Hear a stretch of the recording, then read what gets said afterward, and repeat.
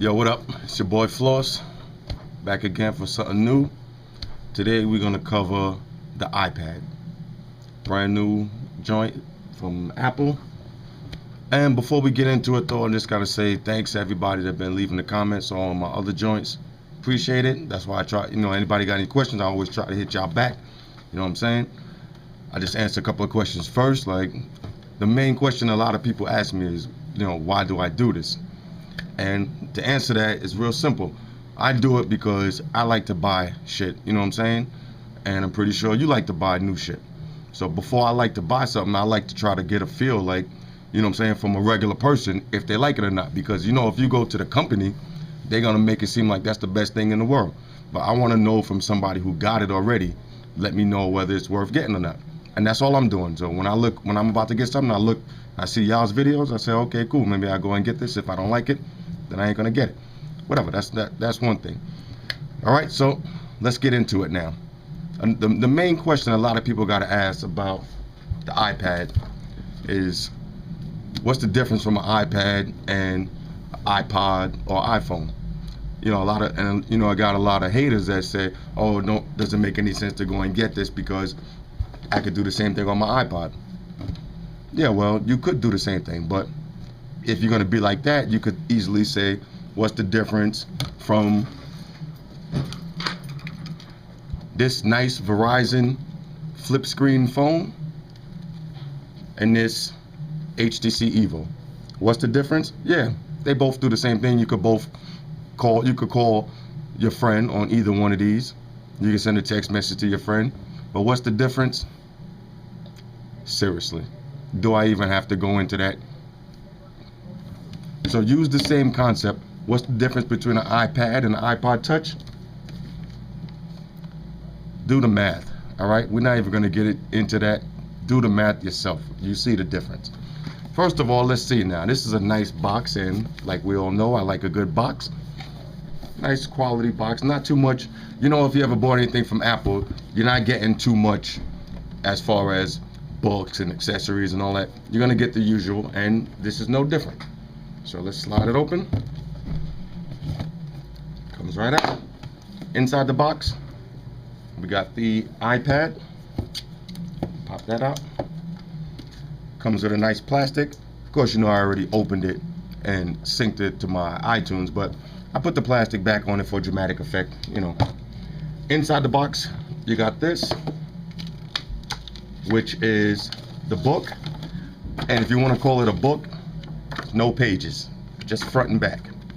But I guess they figure by this day and age, if you don't know how to use an iPod, then maybe you need to be getting in. If you don't know how to use an iPad, by now maybe you need to get an iPod first and work your way up.